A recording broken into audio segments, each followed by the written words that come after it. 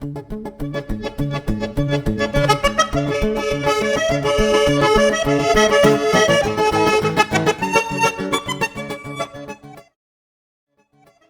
compreender sobre a polarização ideológica da Guerra Fria, vamos falar de Adam Smith. Adam Smith é o pai do liberalismo econômico, característica do capitalismo. Mas por que Adam Smith era considerado o pai do liberalismo econômico? O que isso quer nos dizer? Bom, basicamente, quando há muitas ofertas para o mesmo produto, o preço dele diminui. E quando acontece ao contrário, quando o produto é muito escasso e muito procurado, o preço dele aumenta. Adam Smith, ele defendia a livre concorrência no mercado e também a não intervenção do Estado na economia. Segundo ele, era a liberdade de expressão do sistema capitalista. Acúmulo de capital. Vamos levar como exemplo uma fábrica. Sua fábrica tem seus funcionários, mas por algum motivo o dono dessa fábrica decide substituir os funcionários por máquinas. Logicamente, de imediato, as máquinas vão custar mais caras, já que tem peças elétricas e de alta tecnologia. Mas ao longo do tempo, vai valer mais a pena você investir primeiramente nas máquinas, já que você não precisa pagar salário para elas e elas vão continuar trabalhando para você.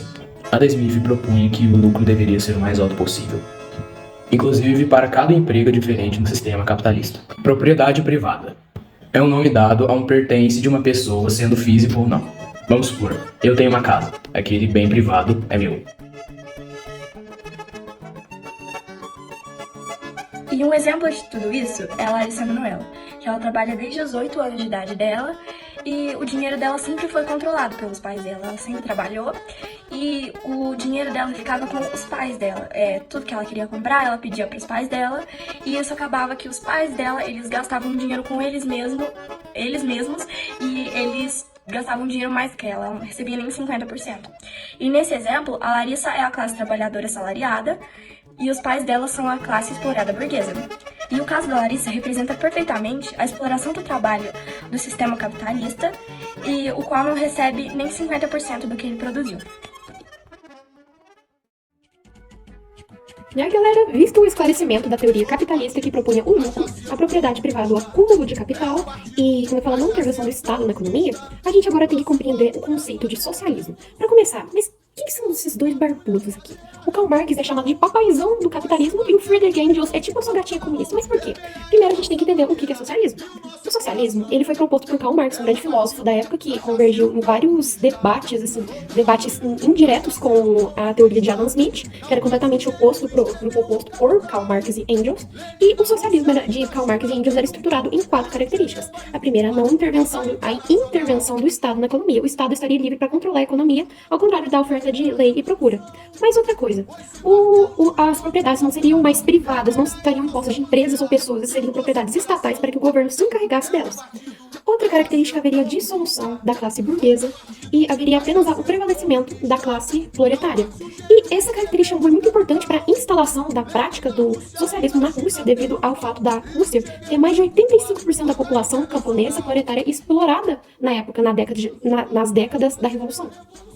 Mas e aí, por que Karl Marx ficou tão famoso? Porque essa foi uma teoria marxista muito apoiada, uma teoria extremamente apoiada, extremamente idolatrada, porque ele defendia na época, porque era extremamente comum a exploração do proletário pela classe burguesa. Igual a Ana Beatriz havia explicado para nós, o Supremo havia explicado a teoria.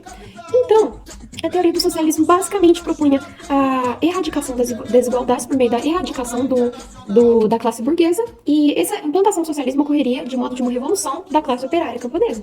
E Karl Marx, mas Salomão, qual que é a diferença entre comunismo e socialismo? Vamos lá, o socialismo é uma fase do Marx primeiro. O Marx primeiro propunha 3 fases para o desenvolvimento, para a aprimoração econômica da vida em sociedade. Primeira, a fase capitalista, que ela era necessária para a superação.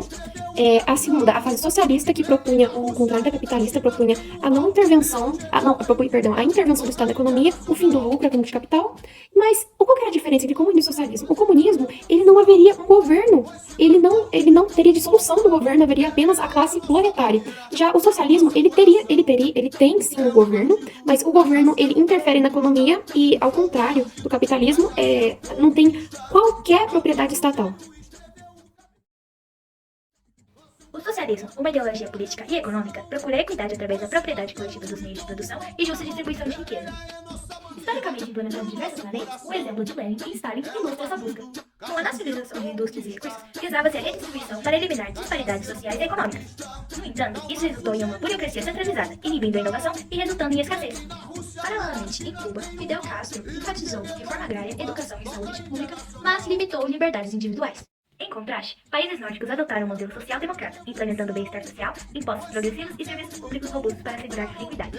No contexto da conversão em aspectos socialistas e características fascistas durante o governo militar, a busca inicial pelo socialismo foi alterada de maneira substancial. O controle total rígido e a concentração de poder nas mãos da líder autoritária transformaram o sistema. Supressão de liberdades individuais, muita personalidade e um aparato de segurança opressivo emergiu.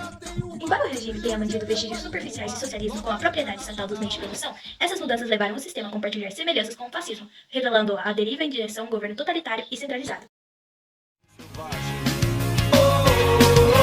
Homem que mata, capitalismo selvagem. Eu aprendi